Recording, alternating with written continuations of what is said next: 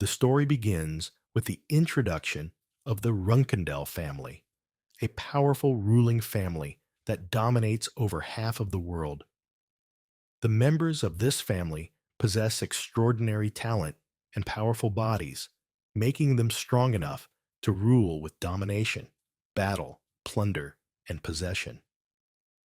The protagonist, Jin Runkandel, is the youngest son born into this family, which he thought would guarantee him a successful and glorious future. During a selection ritual that foretells a child's future, Jin selected the patriarch's sword, which marked him as the child who grabbed the fate of the patriarch. He continued to think that his future would only be full of success and fame as well from then on, as the family members began thinking of him highly after the election ended. This selection caught the attention of the whole Runkandel family for selecting the Barisata. However, Jin later discovered that he had no talent for swordsmanship as time passed, which was considered a dishonor and embarrassment toward his own family. Jin was considered the least talented Runkendel ever, as he was far below the standards of a Runkendel and was bullied by his own brothers for his lack of talent from time to time. One day, when he was training on his own in the training grounds, two of his brothers came around and started bullying him all together. They didn't stop after noticing his mental or physical condition, and even shamed him for studying swordsmanship theory, as it led to them breaking the only wooden sword that he was given to do training with. Despite this, Jin remained determined to gain his family's acknowledgement through hard work, as he wanted to forget everything that happened to him till then, thinking that he will make a comeback to carry the flag of his own family. But nothing goes right for him from then on, as he ends up hitting the bottom of the sea with the last step done by his family. However, he was expelled from the family due to his lack of talent and only decided to go away unharmed as he tried his best to meet their requirements. And it was only then that he met his master, who revealed to him that he possessed a talent in magic which is forbidden in the Runkendel family. After 3 years of studying magic, Jin was able to connect mana and was summoned by Soldaret, the god of shadows, who offered him a contract that allowed him to use shadow spiritual power and nullify curses. Soldaret revealed that Jin had been cursed with the Blade of Illusion in his childhood, which suppressed his talent for swordsmanship, but he was now relieved of the curse with the help provided by him. Soldaret also swore that no curses would ever be able to harm him ever again from then on, as he would continue to watch over him with curious eyes and authority. Jin believed that his hard work was finally paying off as soon as he started witnessing the result with his own eyes. But he was then attacked and left badly injured, begging for his master and Soldaret to save him as he continued to groan in pain under rocks and pebbles, while his blood continues to spread on the ground, painting it dark red. However, no one came to his aid, and the only question that came to his mind was why he was given a chance when it would end this way by proving everything useless. Suddenly, he found himself in a situation where his family members were looking at him, and he realized that he had time traveled back to when he was 1 year old.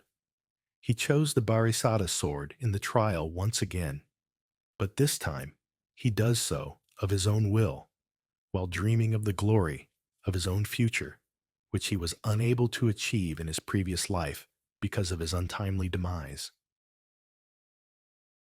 The Runkendel family members were surprised when Jin picked Barisata in the ritual, as none of the children had chosen it before. Jin's father ordered him to move to the Storm Castle, where children were traditionally expected to stay until they turned 10 years old. 6 years later, it was found out that it is in their tradition for children to stay in Storm Castle until they turn 10 years old.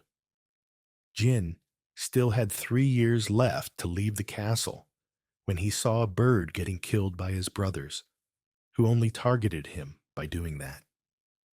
He knows that the only ones who could have done this inside the Storm Castle were his brothers. After coming face to face with his brothers, they continued to mock him by saying that if he was going to cry.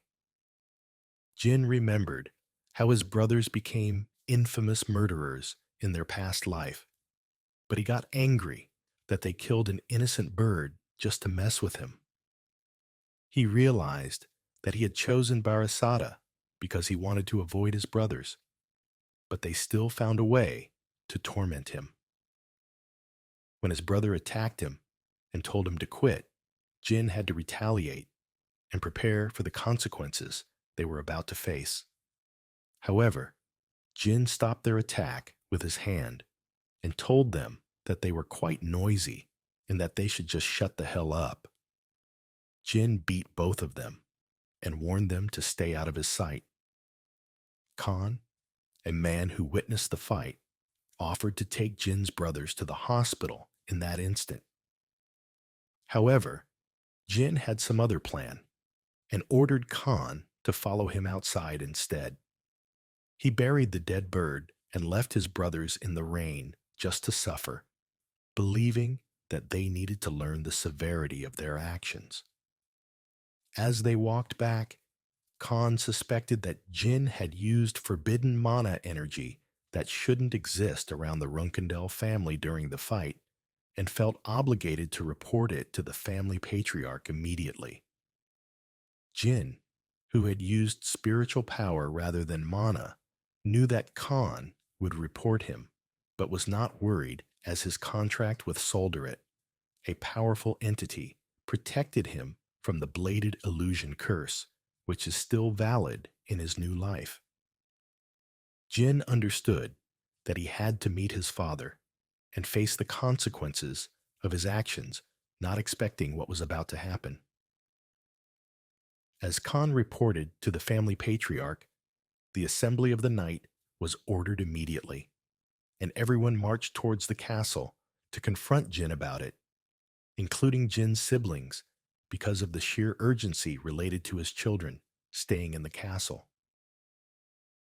On their way, Mary and Dyfus Runkendell are traveling together when Mary asks her brother about a sudden assembly. Dyfus responds that it might not be about the Tona brothers who are scheduled to arrive in a year, and that their father might go meet their little brother. Mary wonders why their little brother is so important, to which Dyfus reminds her that he was chosen to wield the patriarch's sword. Mary seems to forget this fact, but she thinks to herself that their little brother must be useful for their father to visit him personally. Even though Luna Runkendell doesn't seem to be bothered much about the situation, Mary seems to be thinking deeply about it, as it may affect their future endeavors in the family.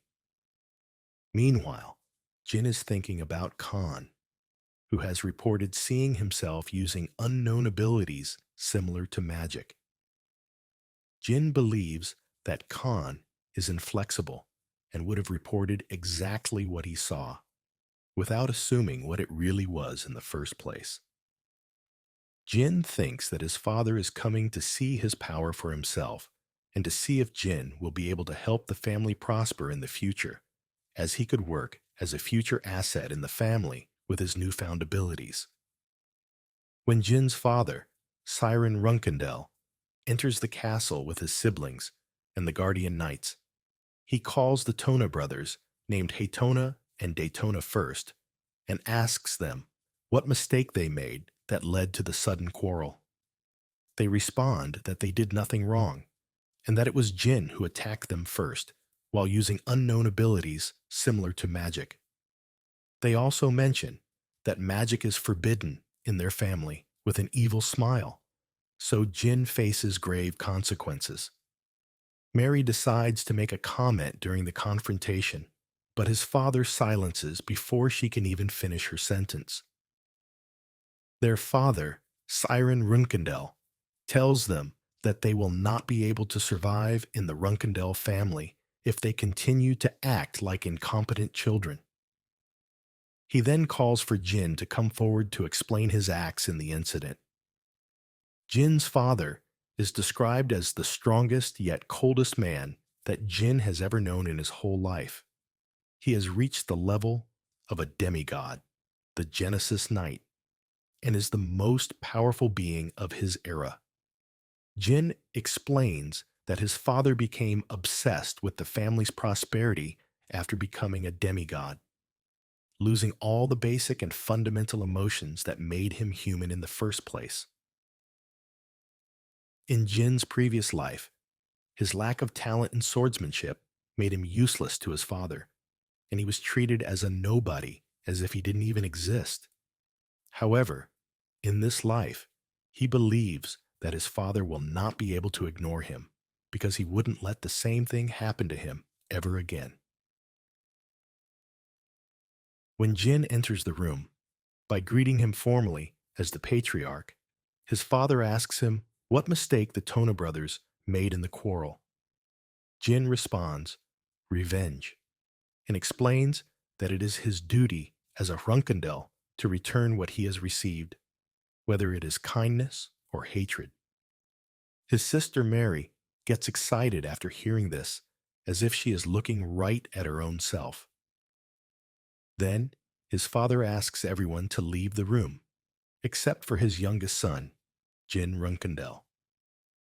As his sister leaves, she admits that their brother is not that bad as he has already earned a one-on-one conversation with the father. Jin's father demands he should elaborate on the power he used against the Tona brothers. Magic is forbidden in the Runkendel family, as it hinders swordsmen from reaching their full potential, even if they continue to try their best throughout their whole life. Jin assures his father that his power is neither aura nor magic, and offers to name it for him if his father does not mind, as he continues to reveal his powers. The sudden reckoning makes Siren Runkendel realize that it was the same power used by the first patriarch, the mere founder of the family, and wonders if Jin is truly fated to be the future patriarch of the family.